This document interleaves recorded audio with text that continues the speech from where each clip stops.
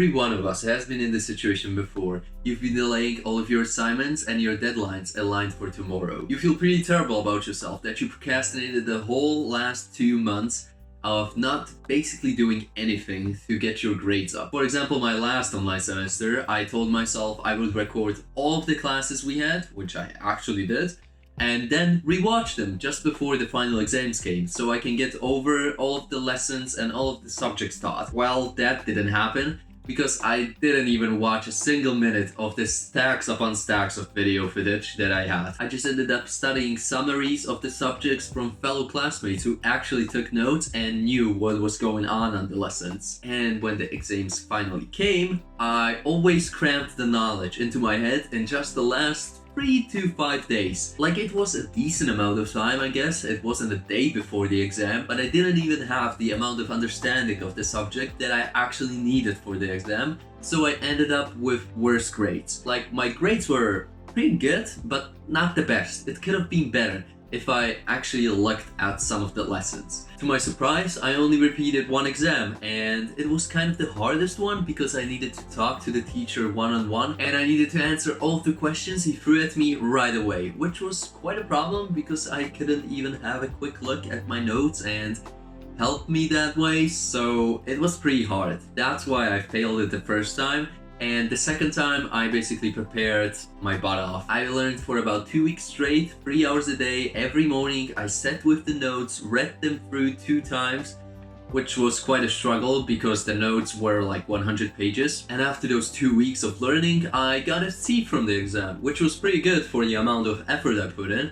But the thing was, as I finished that exam, just 3 days after, the second semester already started, so I didn't really have a break in between. And I was just learning continuously over the 2 months of the exam period, which really wasn't optimal. So over those 3 days that I had left, I thought to myself, why not try something different for the summer semester? And I knew after the first month that we would actually go into the classes physically, which meant that I can't record the classes anymore, and I needed to really pay attention to get anything out of the lesson because I can't play it back anymore. Then for the summer semester, I decided that I'm gonna be the best student I possibly can, which meant doing all of the assignments and all of the homework right away as I got them, which I really expected myself to struggle with from the beginning, but after just a few weeks, I really got into it, and as I got the ball rolling, it got easier and easier, and all of the assignments just felt like little tiny steps in the subject and not like huge new bunches of information that I need to cram into my head.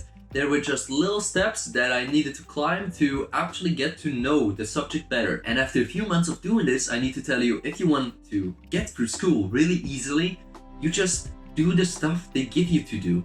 And it's pretty easy. Not just don't delay all of the stuff till the last moment, and you will actually understand what's going on in the subjects, and the assignments will be way easier. I have a little tip for you before we get to the assignment stuff, and that is sit in the front row. I know it's pretty uncool to sit away from all of your classmates and all of your friends, but let me tell you, you understand so much more from the lesson.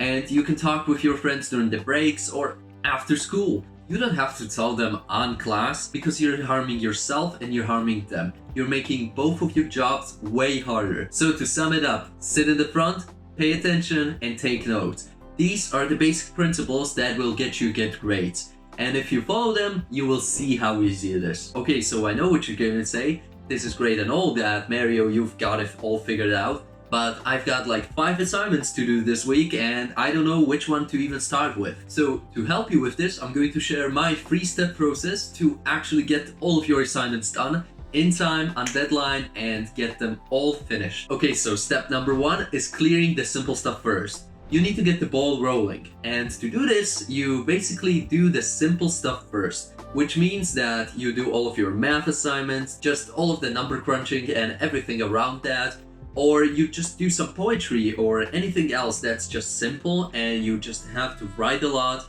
not really think about it, just go through the motions and get it all done. So we start off really good with completing the majority of your tasks. Now, let's get to the harder parts. Okay, so step number 2 is ranking the more difficult stuff. Let's say you have 3 more assignments, one from maths, one from geometry, and one from history. So you want to give them priorities. That means you need to rank them on a spectrum. And the first spectrum you want to rank them on is importance.